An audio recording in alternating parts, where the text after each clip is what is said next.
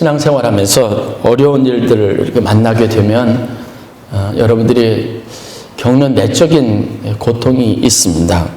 그것은 뭐냐면 우리의 바램과 우리가 가지고 있는 생각들은 좋아질 것, 좋을 것이라고 하는 것이 굉장히 많이 있기 때문에 그렇습니다. 그리고 말씀을 생각하면 우리 안에 일어날 어떤 변화 같은 것에 대한 소망도 생기고 내게 없었던 어떤 힘이 생기는 것 같은 신비한 경험들이 신앙생활에 참 많이 있습니다.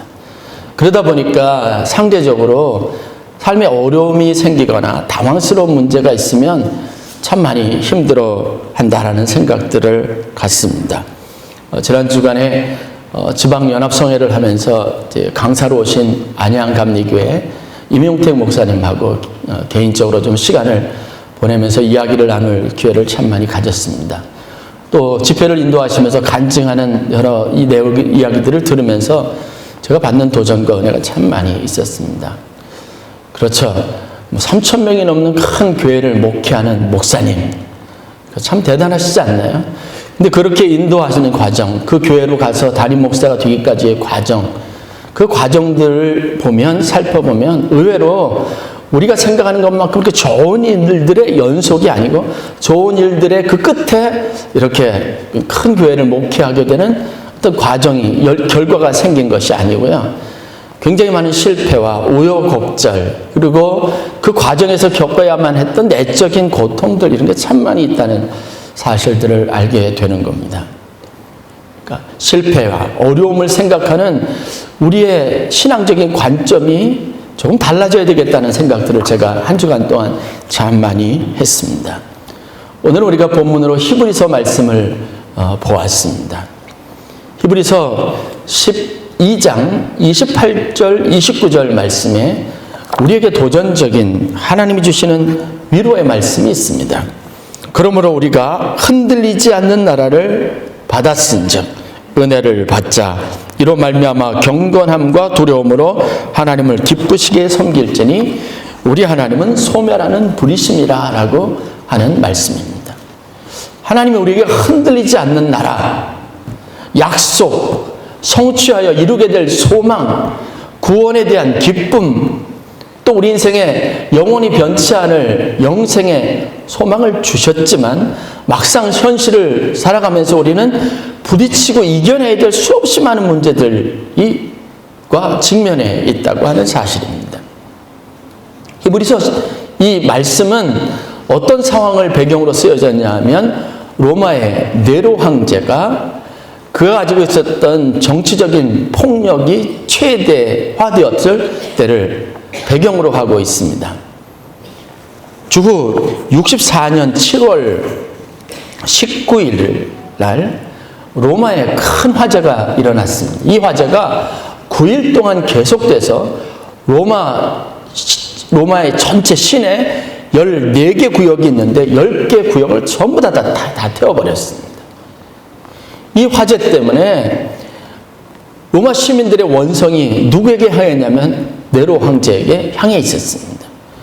그렇죠. 나라가 어려워지는 것, 우리가 이런 처참한 비극적인 일들을 당한 것은 정치를 잘하지 못하는 황제 때문이라고 하는 생각들을 가졌고요. 여러분들이 잘 아는 것처럼 네로 황제가 가지는 방탕함 때문에 그 일의 결과로 결국은 우리가 이런 참혹한 대가를 치르게 되었다는 원망이 대단했습니다. 네로가 시민들의 원성이 다 자기에게 다 향해져 있는 것을 알고는 이것을 좀 모면하려고 하다가 아주 나쁜 책략을 하나 사용하게 되는데 뭐냐면 이 백성들의 시민들의 원망을 다른 사람들에게 돌리게 만든 겁니다. 그렇게 해서 희생양이 된 사람들이 누구냐면 예수를 믿는 그리스도인들이었습니다. 그리스도인들이 모이면 그들이 밤마다 촛불을 켜놓고 거기에서 사람의 몸을 서로 먹는다고 하고 피를 서로 나눈다고 하는 이 이야기를 부정적인 소문으로 퍼뜨렸습니다. 그리고 이들이 선지자의 메시지를 받아서 로마의 전복을 꿈꾼다. 반역도들이다. 그 다음에 현실과 사회에 부적응한 사람들이다라고 하는 소문을 퍼뜨리기 시작했고 저들이 이 로마를 정복하려고 하는 목적으로 로마에 불을 질렀다라고 소문을 퍼뜨리기 시작했습니다. 누군가에게 자신들에게 있었던 불행에 대한 것을 화풀이하려고 했던 사람들이 네로 황제에게 했다가 그것이 이제 그리스도인들에게로 전가되기 시작한 겁니다. 사방에 곳곳에 흩어져 있었던 그리스도인들이 잡혀가기 시작했습니다. 그 원망을 가지고 조금이라도 그리스도인과 접촉한 사람이 있다면 시민들이 서로 고발해서 그 사람들을 잡아가지고 전부 다 참혹하게 처형하는 그런 일대, 비극적인 일들이 3년 동안이나 지속이 됐습니다.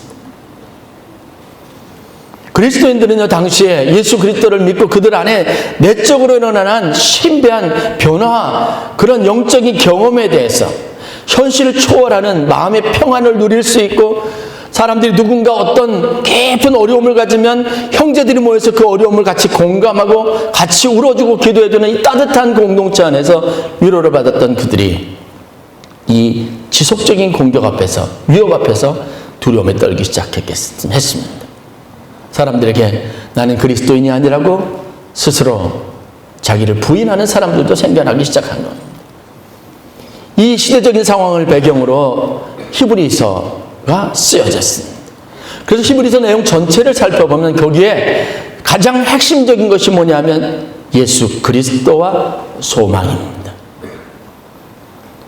믿는 모든 사람들이 현실에 닥쳤던 어려움을 딛고 일어서서 하나님이 약속하신 거룩한 나라를 유업으로 받고 하나님의 은혜의 보좌 앞에 담대히 나아가기를 원하는 그런 메시지들이 주를 이루었습니다. 그래서 히브리서 전체에는 구약의 율법과 신약의 하나님의 예수 그리스도로 말미암은 하나님의 은혜에 대한 대비가 이루어집니다. 천사와 예수 그리스도, 제사장들과 예수 그리스도의 차별성. 그래서 당시 그 시대에 믿는 사람들이 가지고 있는 믿음이 가지고 있는 가치, 그것이 얼마나 소중한 것인가를 성도들에게 일깨우기 위한 목적으로 히브리서가 쓰여졌다고 하는 겁니다. 오늘 말씀에도 마찬가지입니다. 22절에 보면 너희들이 이른 곳, 너희들이 이를 나라는 신의 산이 아니라 시온산이라고 말합니다. 하나님의 거룩한 도성 예루살렘이라고 말합니다. 그곳에는 하나님의 보호하심이 있습니다. 인도하심이 있습니다. 지키시는 것이 있습니다.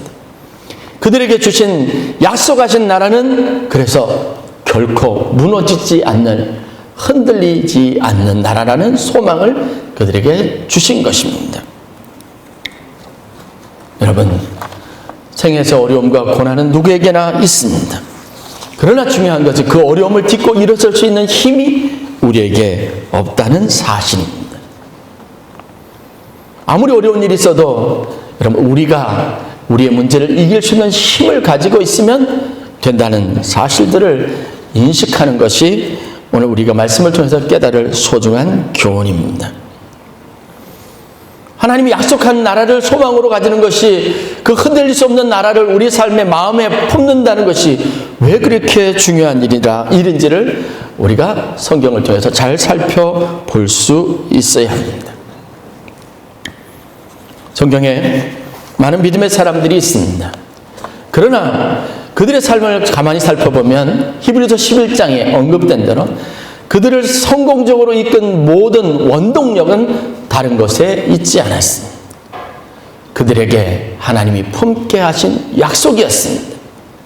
그것은 현실, 자신의 삶을 살아가는 지금 이루어질 일이 아니라 하나님 앞에 믿음으로 살아가는 날 언젠가 하나님께서 우리들에게 주실 소중한 약속에 관련된 것이었습니다.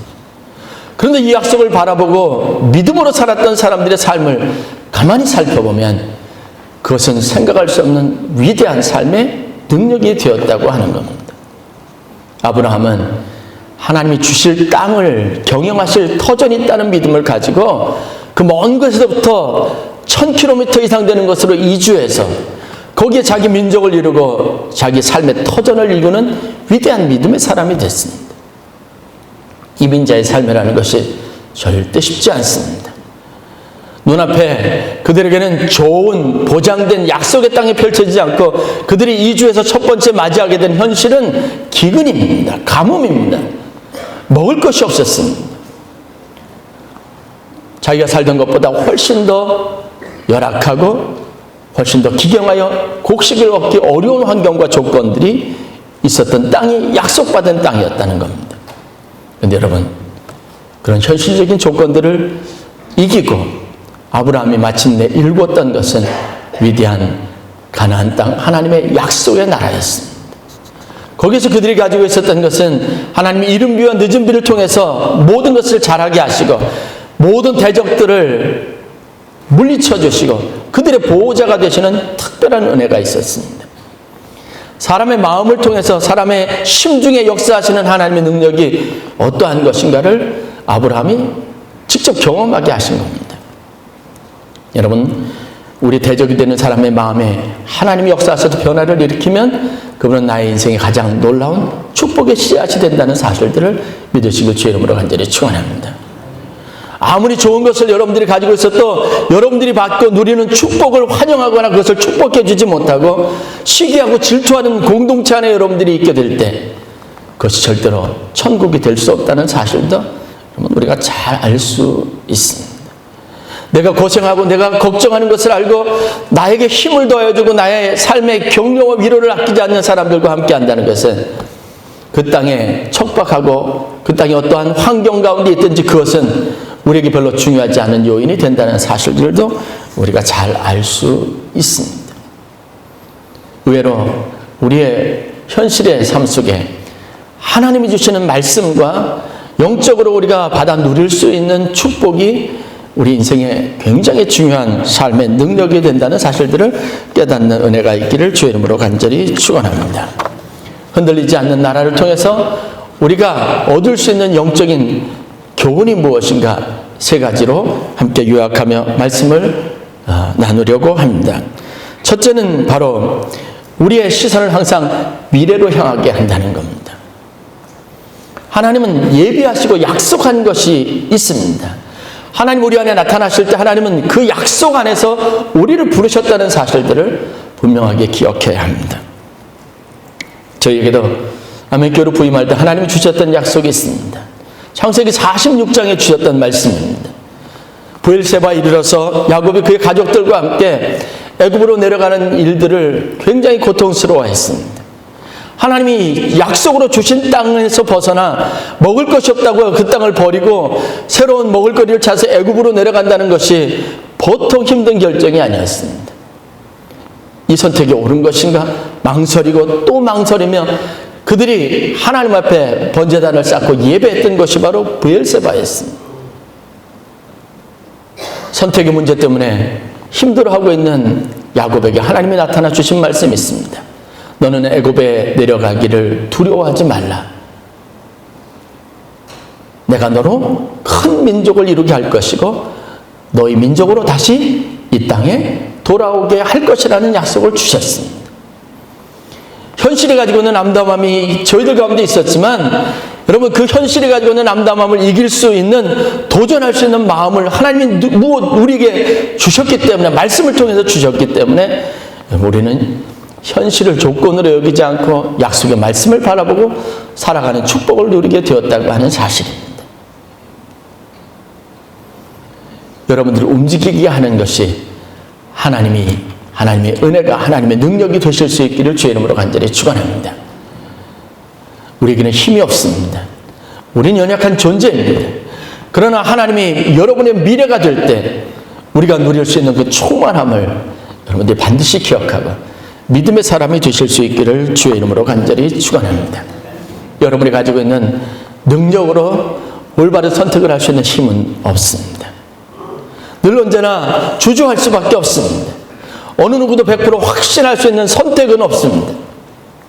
그러나 하나님이 주신 약속의 말씀은 우리의 선택을 100% 옳게 하는 능력이 된다는 사실을 믿으시길 주의 이름으로 간절히 축원합니다.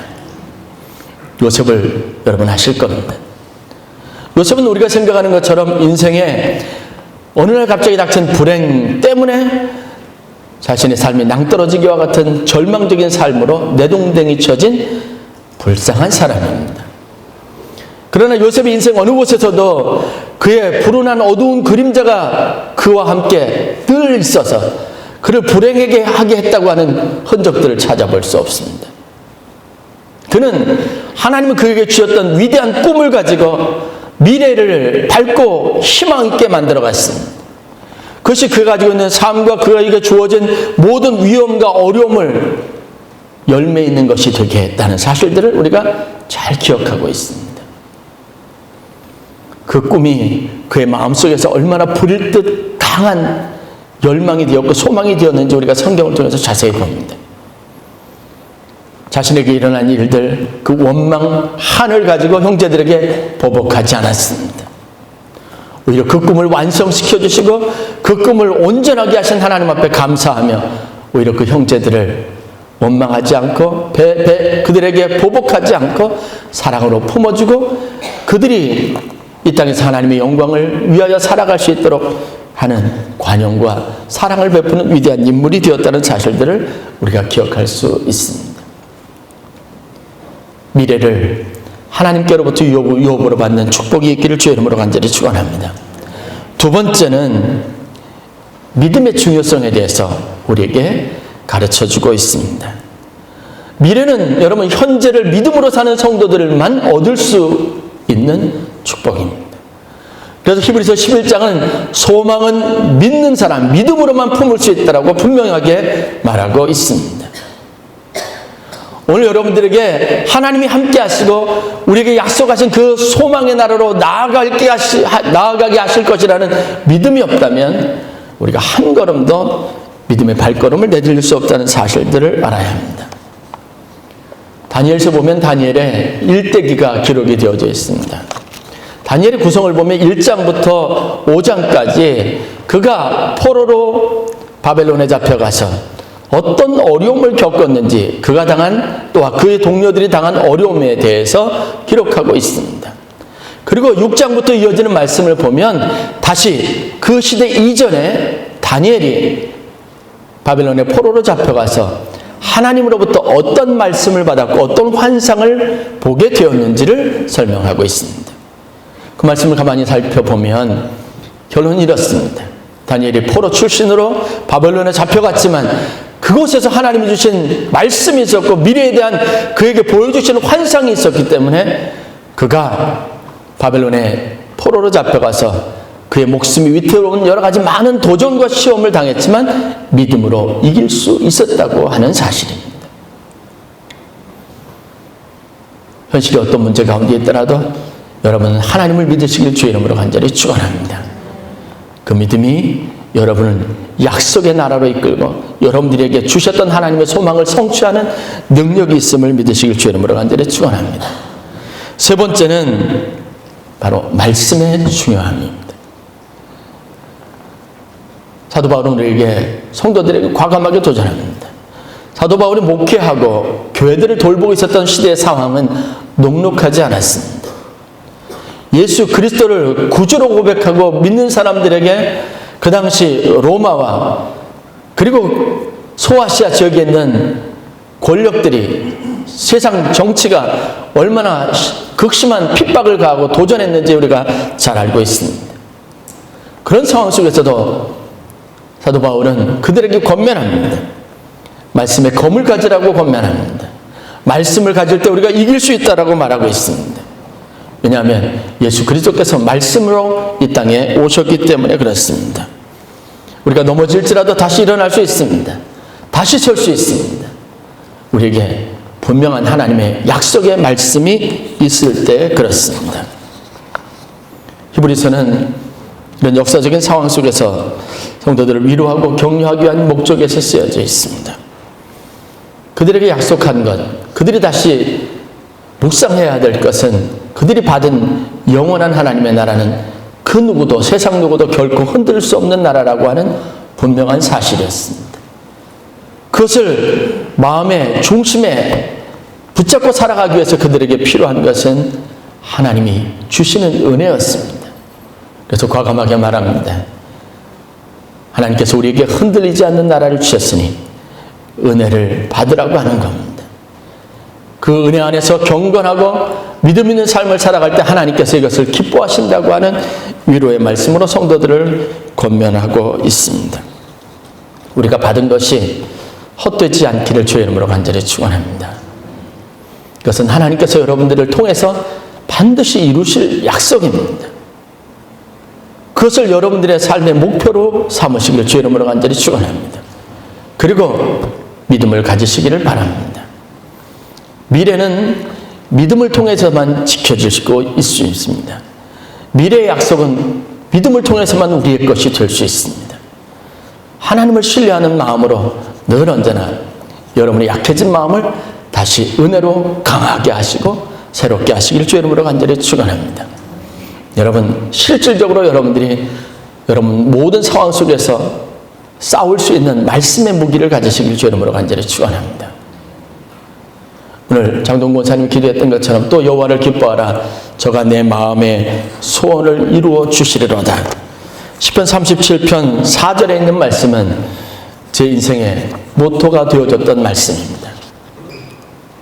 계속되는 어려움과 유혹에 실패하게 되고 좌절하게 되는 그런 상황 속에서 미래가 보이지 않고 계획했던 모든 일들이 다 무산되어지고 끝났던 그 순간에 무엇을 해야 할지 암담해서 아무것도 결정할 수 없었던 절망적인 상황에 있었을 때 다시 내 삶의 목표를 다시 발견하고 무엇 때문에 내가 공부해야 하는지, 무엇 때문에 유학을 가야 되는지 그 목표를 다시 한번 붙잡게 하고 하나님의 영광과 기쁨을 위해서 살아가도록 저 자신을 다시 일으켜주신 말씀이기 때문에 그렇습니다. 시편 37편 5절의 말씀을 보면 이렇게 기록되어져 있습니다. 내 길을 여호와께 맡기라.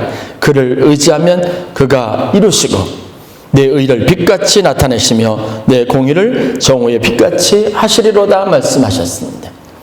의외로 우리가 세상에 많은 복잡한 요인들이 있다 할지라도 하나님의 말씀을 붙잡고 하나님의 영광을 위한 거룩한 목적을 가지고 우리 인생의 불을 밝힐 때 하나님의 놀라운 축복으로 말미암아 우리에게 일어날 놀라운 일들을 경험하는 축복을 반드시 누릴 수 있다는 사실들을 기억하시길 주의 이름으로 간절히 축원합니다. 말씀을 붙잡고 미래를 품고 믿음으로 현실을 이겨내는 귀한 성도들이 되실 수 있기를 주의 이름으로 간절히 축원합니다. 기도하겠습니다.